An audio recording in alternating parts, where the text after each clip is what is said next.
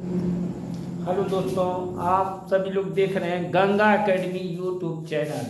Ganga academy YouTube channel को आप share कीजिए, सब्सक्राइब कीजिए और ज़्यादा से ज़्यादा प्रमोट कीजिए हमको, ताकि हमारा आत्मबल बढ़े। और आज हमारा कल नेक्स्ट पिछले वीडियो में हमने आपको लोथल के विषय में बताया था। सिंधु हड़प्पा सभ्यता के प्रमुख स्थलों में से लोथल के विषय में परिचित कराया था।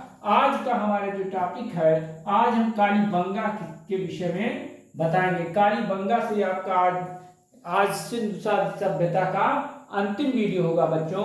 इसे कालीबंगा कालीबंगा की स्थिति जो है राजस्थान के हनुमानगढ़ जिले में, राजस्थान के हनुमानगढ़ जिले में सरस्वती नदी के बाएं तट पर इसकी स्थिति है। कालीबंगा राजस्थान के हनुमानगढ़ जिले में,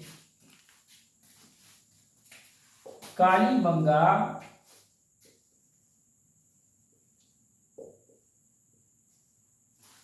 राजस्थान के हनुमानगढ़ जिले में हनुमानगढ़ जिले में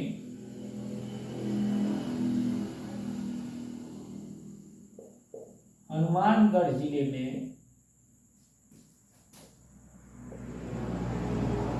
हनुमानगढ़ जिले में सरस्वती नदी के बाएं तट पर, सरस्वती नदी के बाएं तट पर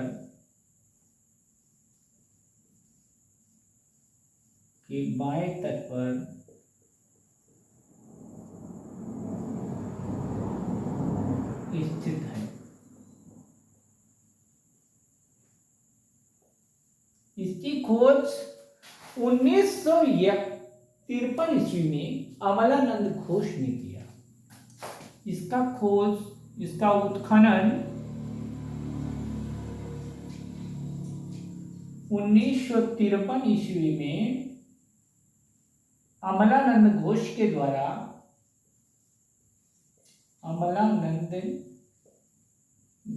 द्वारा किया गया।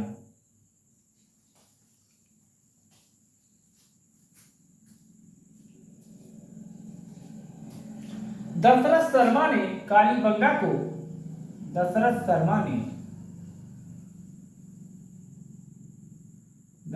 शर्मा ने कालीबंगा को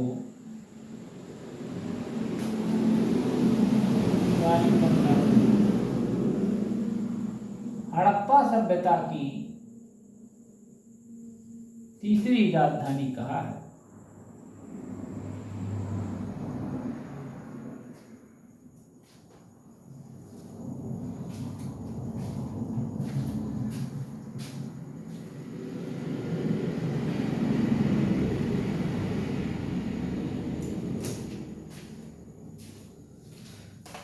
पुनर्विचार कर लेते हैं।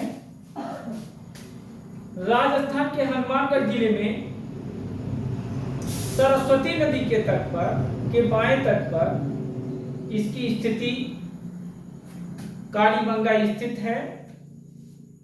इसका उत्खनन 1953 ईस्वी में अमलानंद घोष के द्वारा किया गया। दशरथ शर्मा ने कालीबंगा को हड़प्पा सभ्यता की तीसरी राजधानी कहा है।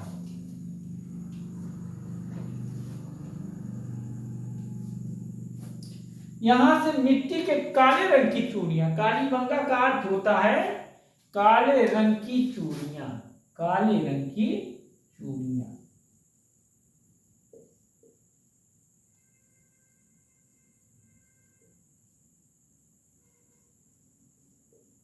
यहां से मिट्टी की काले रंग की चूड़ियां मिली। मिट्टी के काले रंग की चूड़ियां यहां से मिली हैं। कालीबंगा से प्राक हड़प्पा सभ्यता के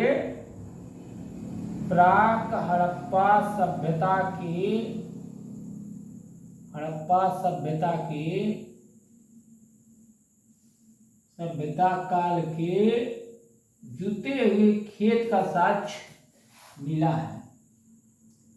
जुते हुए खेत का साक्ष्य, खेत का प्रमाण यहां से मिला। आयताकार अग्निकुंड हवन कुंड मिला है। आयताकार, यहां से आयताकार अग्निकुंड मिला है। यहां से आयताकार अग्निकुंड मिला है। बेलनाकार मोहर मिली है।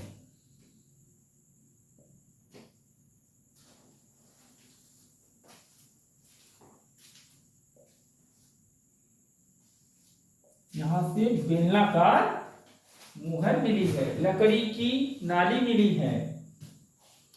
लकड़ी की नाली मिली है।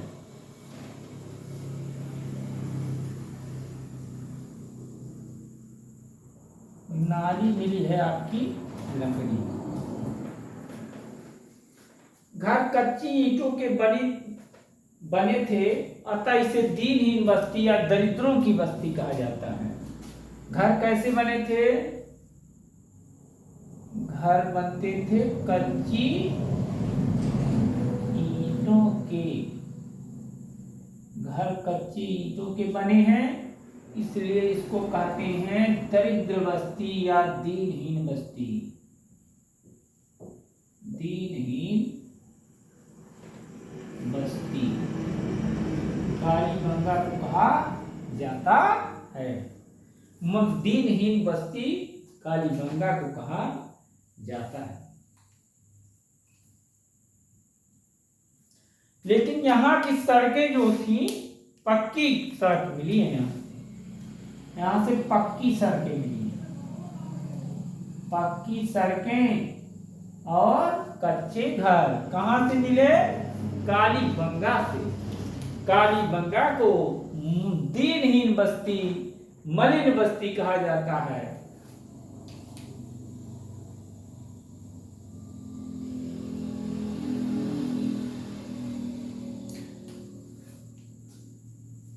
स्पष्ट जल निकास प्रणाली का अभाव है कालीबंगा में। ऊंट की अस्थियां मिली हैं।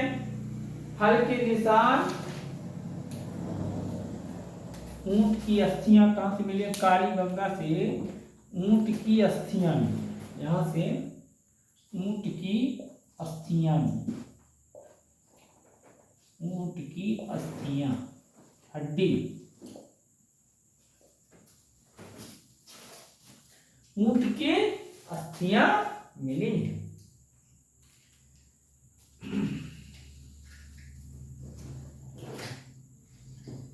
अब अगला लोकेशन है आपका बनावली।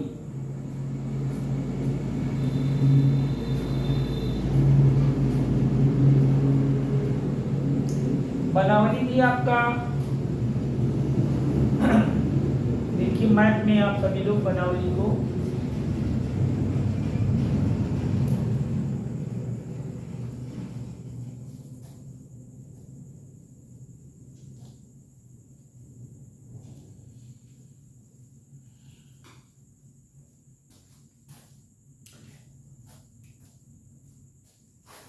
बनावली की स्थिति हरियाणा के फतेहाबाद जिले में। बनावली कहाँ है?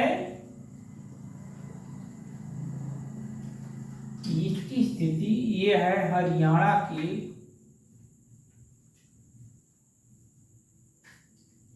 फतेहाबाद जिले में। बनावली हरियाणा के फतेहाबाद जिले में यहाँ है बनावली आपका हरियाणा के फतेहाबाद जिले में। फतेहाबाद जिले में रंगोई नदी के तट पर, कहाँ है? रंगोई नदी के तट पर स्थित है। के तट पर स्थित है।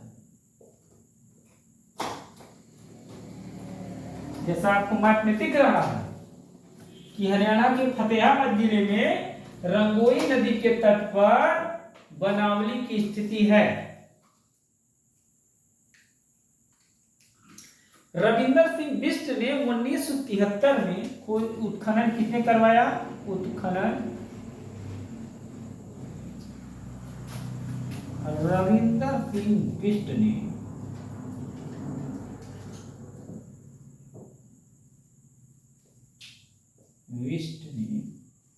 1973 ईस्वी में इसका उत्खनन करवाया।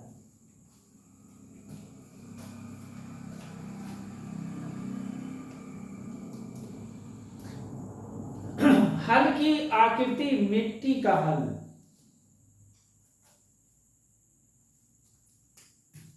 यहां से क्या मिला है? हल की आकृति, यहां से मिला है हल की आकृति पूछता है बहुत ज्यादा इंपॉर्टेंट। हल की आकृति आब्लिक मिट्टी का हल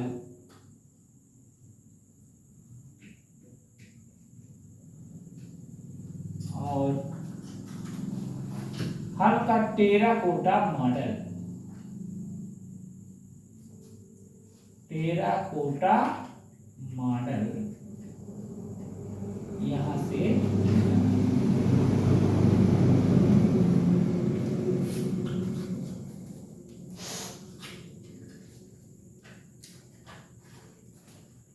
जौ के अवशेष मिट्टी का बर्तन, यहां से जौ का अवशेष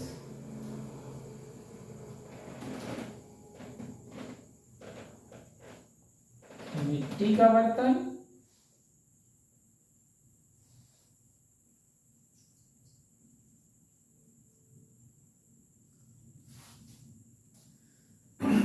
मिट्टी का बर्तन, मिट्टी का बर्तन कैसा? धावन पात्र, धावन पात्र। मिट्टी का बर्तन जो मिला है वो धावन पात्र।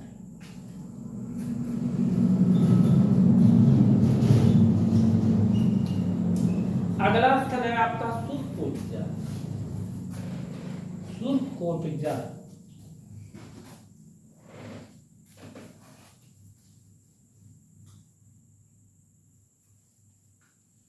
सुरकोटजा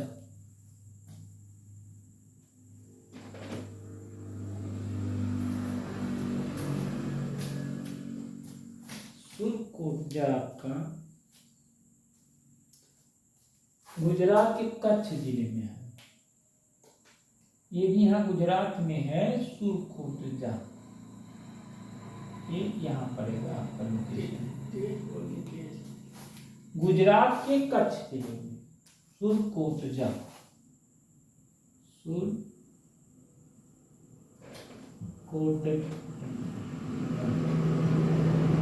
सुरकोटजा ये जो है गुजरात के कच्छ जिले में। सुरकोटजा गुजरात के कच्छ जिले में। सुरकोटजा,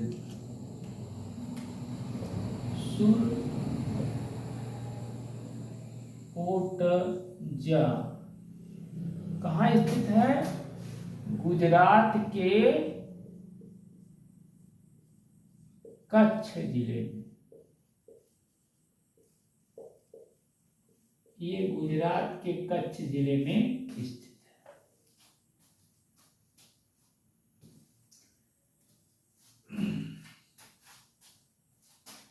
गुजरात के कच्छ जिले में सुरकोटजा की स्थिति। जगपत जोशी ने 1964 में उत्खनन करवाया था। जगपत जोशी ने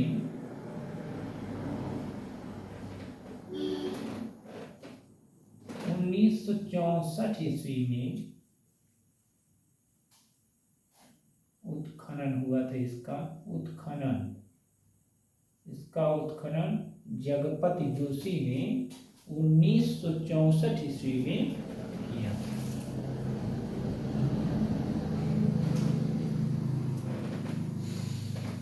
यह प्राचीर युक्त बस्ती है,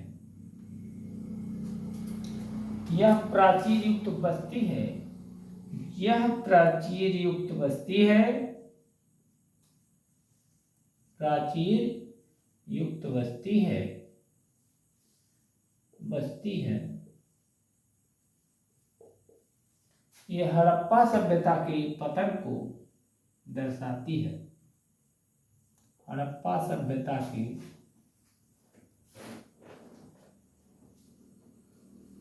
के पतन को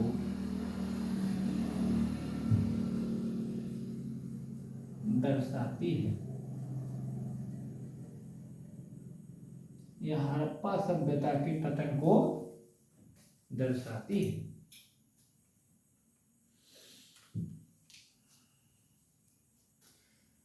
घोड़े की अस्थियां मिली हैं यहां से, शॉपिंग कॉम्प्लेक्स मिला है सुरकोटजा से, घोड़े की अस्थियां मिली हैं, शॉपिंग कॉम्प्लेक्स मिला है,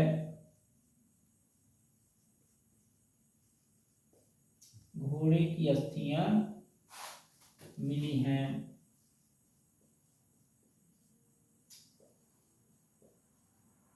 शॉपिंग कॉम्प्लेक्स मिला है,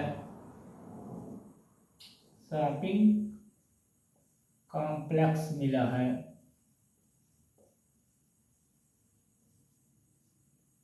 शॉपिंग कॉम्प्लेक्स मिला है, घोड़े की अस्थियां मिली है, शॉपिंग कॉम्प्लेक्स मिला है।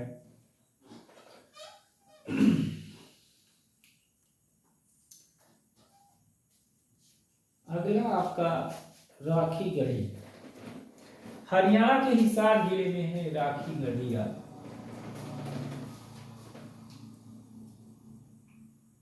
हरियाणा की हिसार जिले में यहाँ पड़ेगा हरियाणा, हरियाणा का हिसार जिला।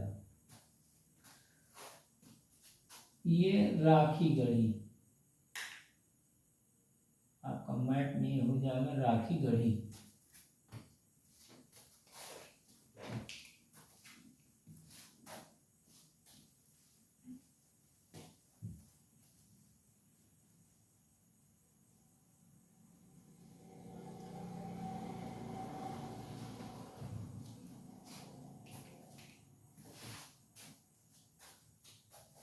राखी गढ़ी, राखी गढ़ी, राखी गढ़ी प्राक हड़प्पन स्थल है। ये कैसा स्थल है? प्राक हड़प्पन स्थल है।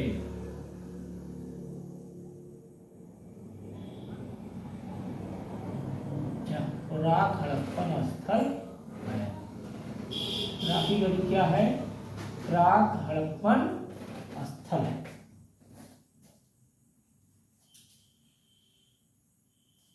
हरियाणा के हिसार जिले में स्थित है। हरियाणा की स्थिति इसकी क्या है? ये कहाँ स्थित है? हरियाणा के हिसार जिले में,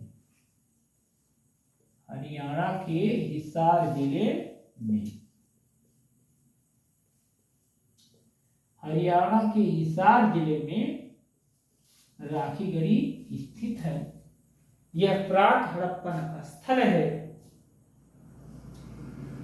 इसका उत्खनन रफीक मुगल ने किया। उत्खननकर्ता इसका, उत्खननकर्ता रफीक मुगल, रफीक मुगल, इसका उत्खननकर्ता रफीक मुगल है। राखी गढ़ी सिंधु सभ्यता के 5 बड़े नगरों में से एक है।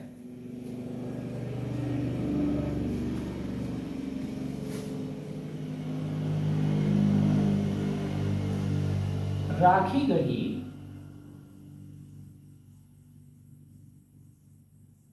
हड़प्पा सभ्यता के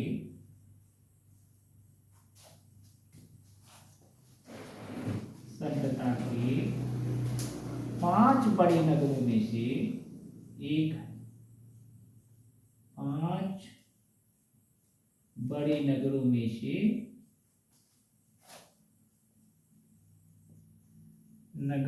से एक है। यह भारत में खोजा गया सबसे बड़ा नगर है। यह भारत में खोजा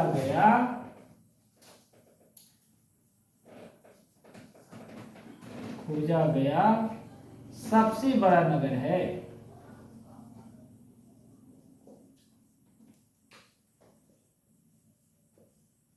यह भारत में खोजा गया सबसे बड़ा नगर है। राखीगढ़ी प्राक हड़प्पन स्थल है। यह हरियाणा के हिसार जिले में स्थित है। इसके उत्खननकर्ता रफीक मुगल हैं। राखीगढ़ी हड़प्पा सभ्यता के 5 बड़े नगरों में से एक है। यह भारत में खोजा गया सबसे बड़ा नगर है।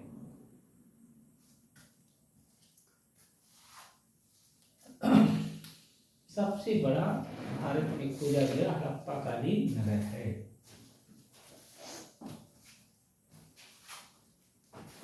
ये एक मोटे मोटे अक्षरों में आप लोग समझ लीजिए। हड़प्पा काल का भारत में सबसे बड़ा नगर।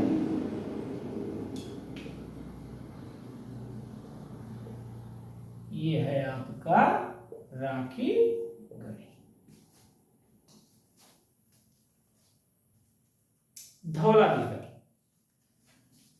धौलावीरा यहाँ आते हैं हम राजस्थान के बाद गुजरात की तरफ।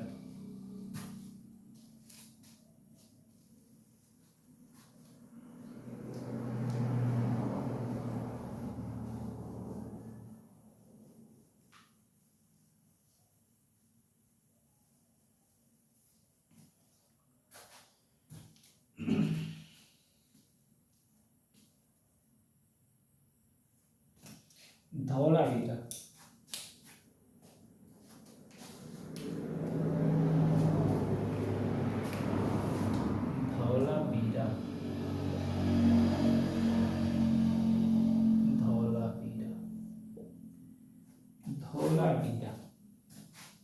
इसकी जो स्थिति यह जो है गुजरात में कच्छ के रण में यह भी स्थित है। धौलावीरा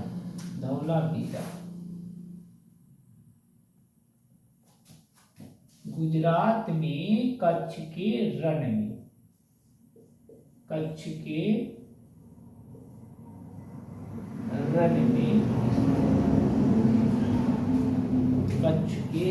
में स्थित है। 1967 ईस्वी में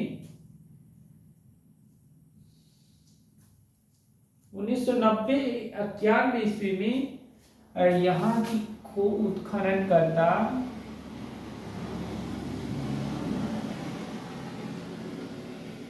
उन्नीस सौ 90-91 में रविंद्र सिंह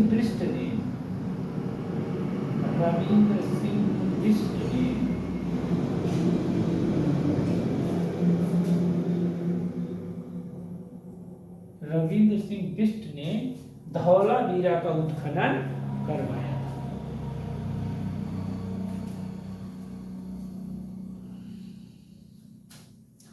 धौलावीरा से एक महत्वपूर्ण तथ्य यह है कि धौलावीरा से खगोलीय पर्यवेक्षणशाला के साक्ष्य मिले। खगोलीय पर्यवेक्षणशाला के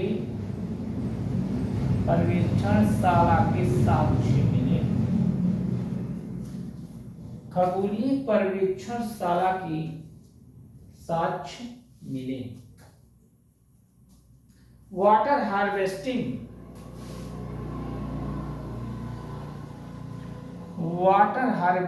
का साक्ष्य मिला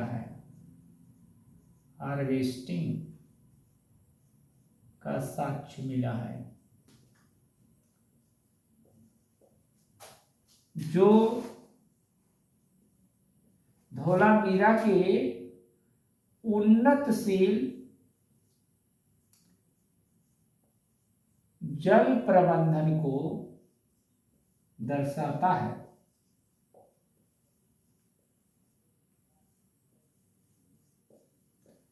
उन्नतशील जल प्रबंधन को दर्शाता है। उन्नतशील जल प्रबंधन को दर्शाता है।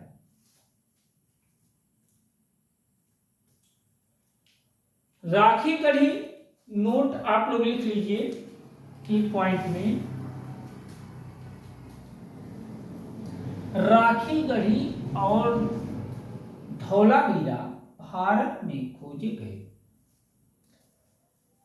दो सबसे बड़े नगर हैं। राखी गढ़ी और धौलावीरा, राखी गढ़ी और धौलावीरा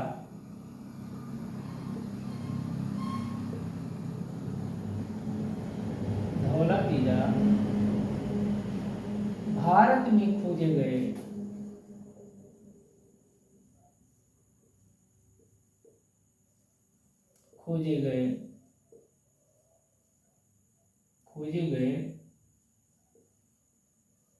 सबसे बड़े नगर हैं।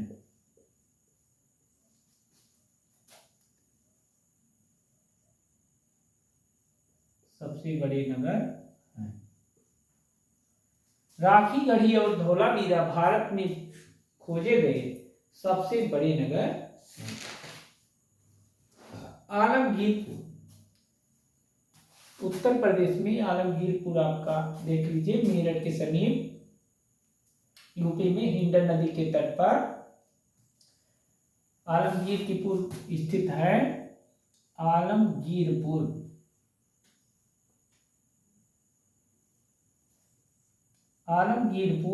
उत्तर प्रदेश में हिंडन नदी के तट पर स्थित है। यहाँ उत्तर प्रदेश में हिंडन नदी के तट पर आलमगीरपुर की स्थिति है।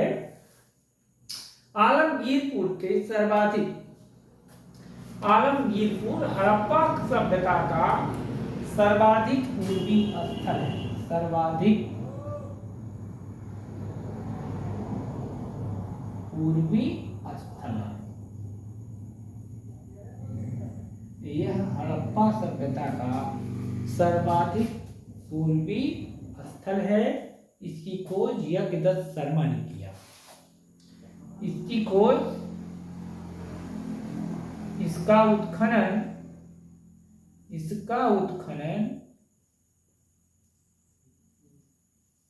यज्ञदत्त शर्मा ने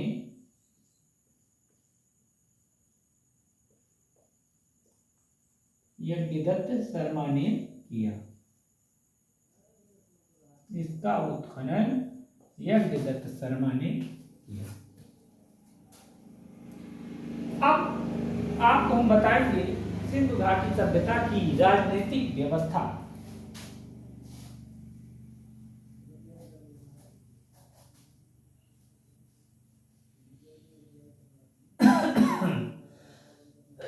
सिंधु घाटी सभ्यता की राजनीतिक व्यवस्था।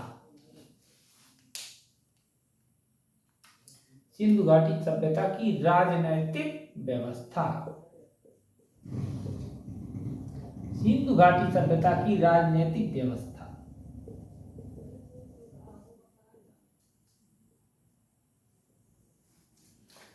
सिंधु घाटी सभ्यता की राजनीतिक व्यवस्था।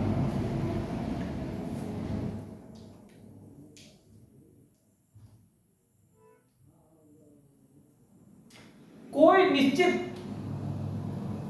जानकारी का सिंधु घाटी सभ्यता की शासन व्यवस्था के बारे में निश्चित जानकारी का अभाव है।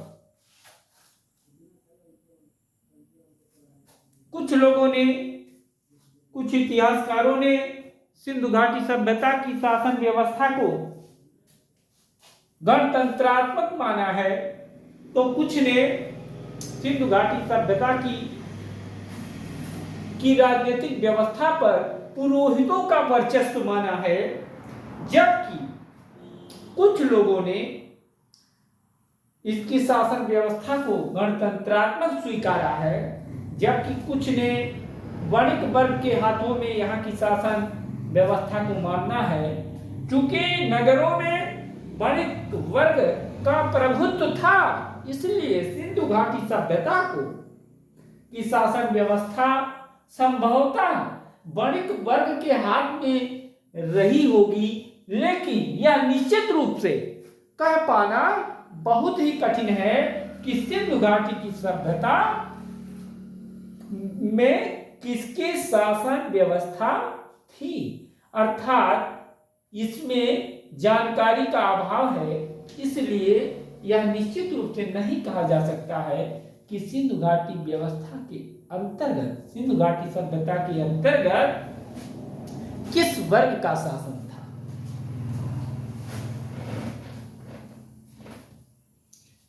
अब सामाजिक स्थिति की चर्चा करेंगे। सामाजिक स्थिति,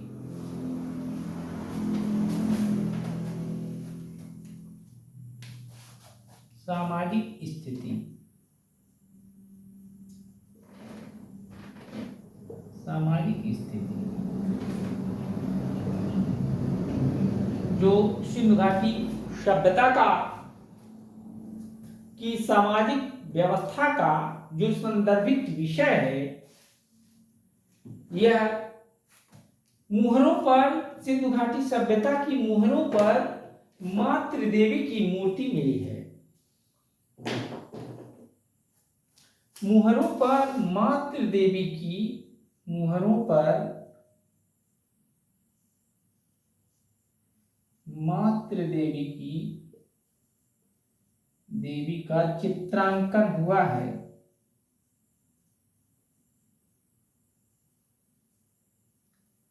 चित्रांकन हुआ है।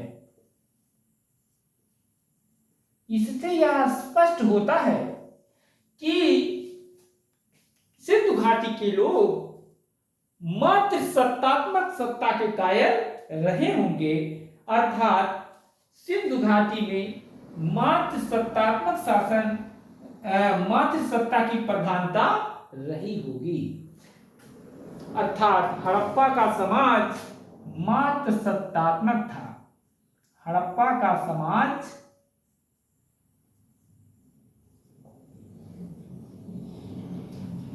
मात्र सत्तात्मक था।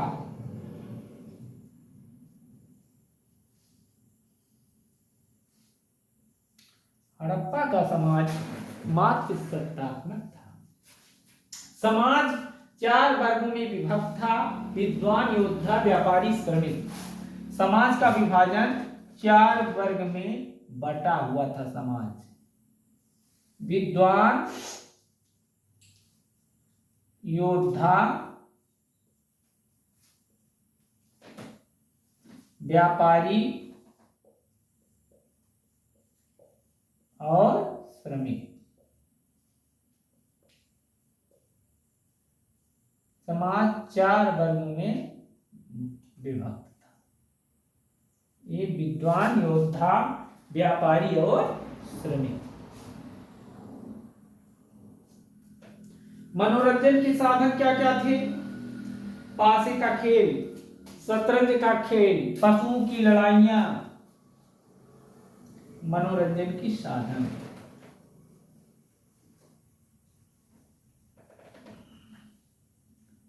मनोरंजन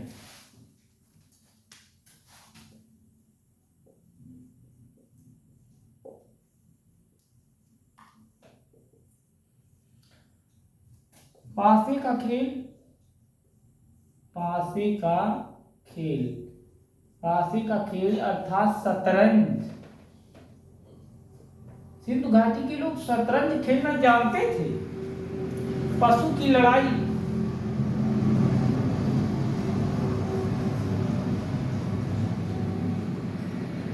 पशु की लड़ाई इनके मनोरंजन के साधन। तीनों प्रकार का समाधान प्रचलन में था। समाधान,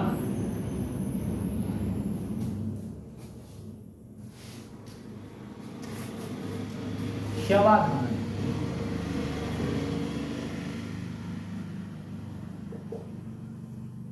पूर्ण समाधान,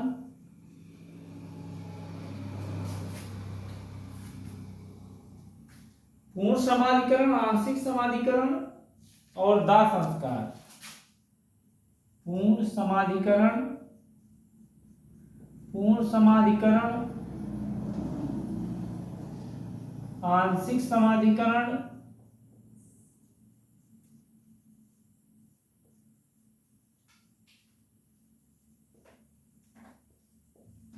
करण और दाह संस्कार। दाह संस्कार, पूर्ण समाधिकरण, आंशिक समाधिकरण और दाह संस्कार। पूर्ण समाधिकरण के अंतर्गत पूर्ण रूप से शव को जमीन में दफना दिया जाता था। पूर्ण रूप से शव को,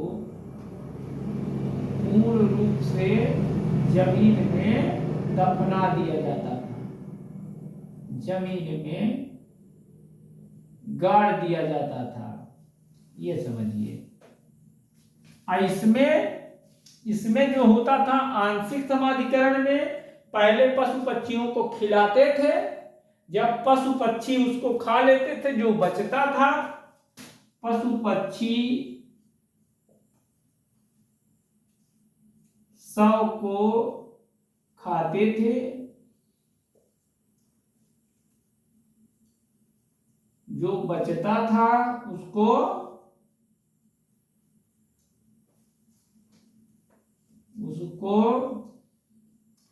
गाड़ देते थे। ये पूर्ण समाधिकरण और आंशिक समाधिकरण ये हड़प्पा में प्रचलित था। हड़प्पा में उत्तर से दक्षिण दिशा में शव को दफना दिया जाता था।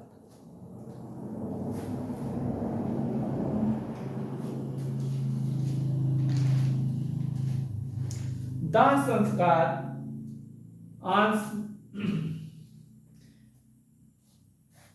मोहनजोदड़ो में कलश समाधान का प्रचलन था। दाह संस्कार में शव को जलाया जाता था।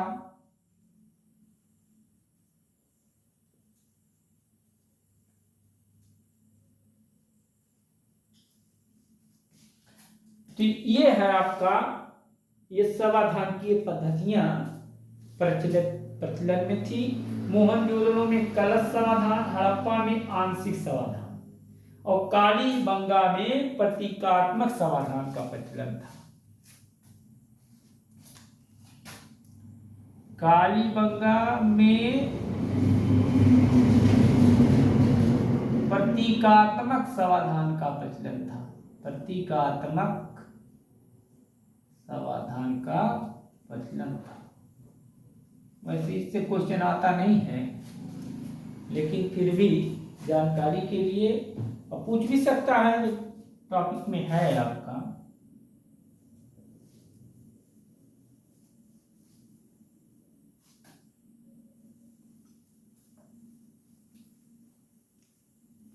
इस समाधान की पद्धतियां जो प्रचलन में थी।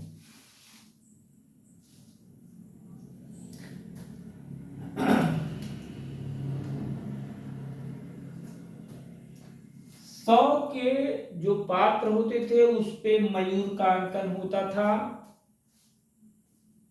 धार्मिक जीवन, इनका धार्मिक जीवन पशु पक्षी, व्यवसाय क्या था? व्यवसाय क्या था इनका? कृषि और पशुपालन।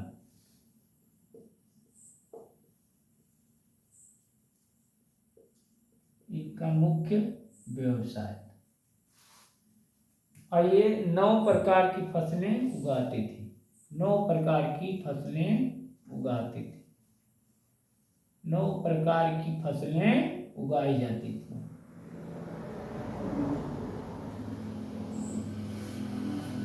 नौ प्रकार की फसलें उगाई जाती थी। इन 9 प्रकार की फसलों में आपका 9 प्रकार की फसलों में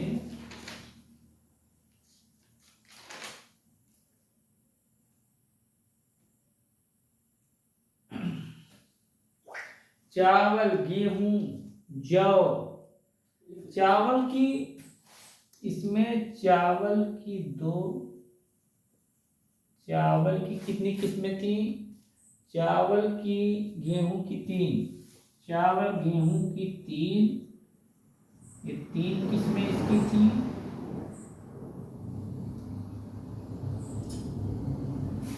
चावल गेहूं की 3 किस्में और जौ की 2 किस्में, खजूर, जौ की 2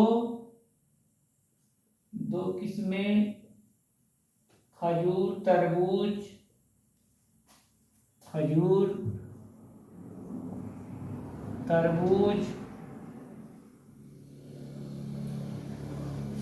खजूर हुआ, तरबूज हुआ, मटर, राई, तिल, कपास। मटर हुआ, राई का, तिल का, कपास का उत्पादन सिंधु घाटी के लोग करते। 9 प्रकार की फसलें उगाते थे। माप तौल के अनुपात में 16 के गुणक। माप तौल कैसे होता था? सिंधु घाटी सभ्यता के लोग माप तौल 16 के अनुपात में करते। माप तौल जो था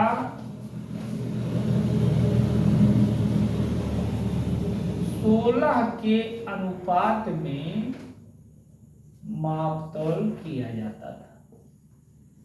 16 के अनुपात में अर्थात बच्चों 16, 64, 160, 16 हुआ, 64 हुआ, 160 हुआ, आपका 320 हुआ,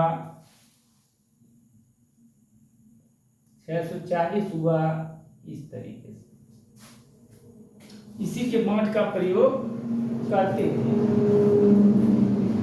जो ये बांट था, बांट दशमलव प्रणाली पर आधारित है। बांट दशमलव प्रणाली पर आधारित है।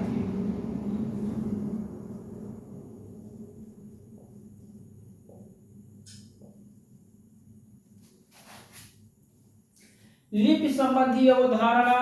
लिपि जो थी, हमने पूर्वोत ही बता दिया है कि लिपि भाव चित्रात्मक थी और मुहरे सेल खड़ी के पत्थरों की बनी होती थी। मुहरे सेल खड़ी के पत्थरों की बनी होती थी। के पत्थरों की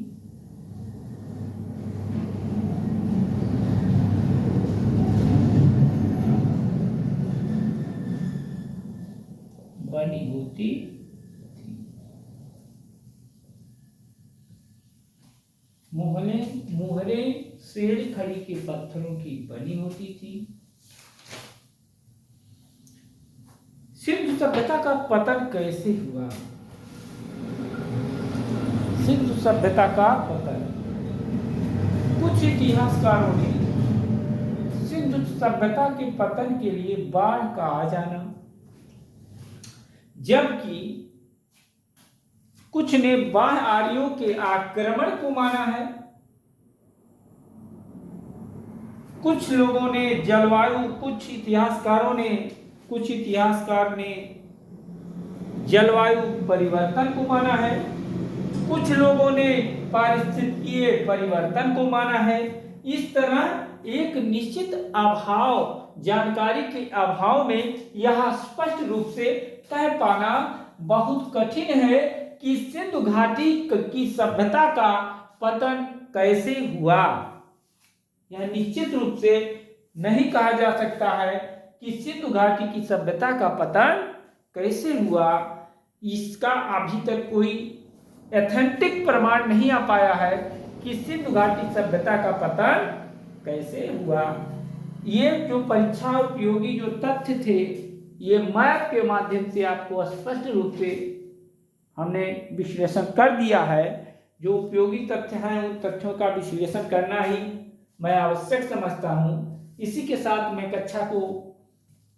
मैं क्लास को ऑफ करता हूँ और जो है आप हमारे गंगा एकेडमी YouTube चैनल से जुड़े रहिए, इसको शेयर कीजिए, सब्सक्राइब कीजिए, लाइक कीजिए और आप जिस टॉपिक पर इतिहास के इस समय वीडियो चाहते हो उस टॉपिक को कमेंट कीजिए।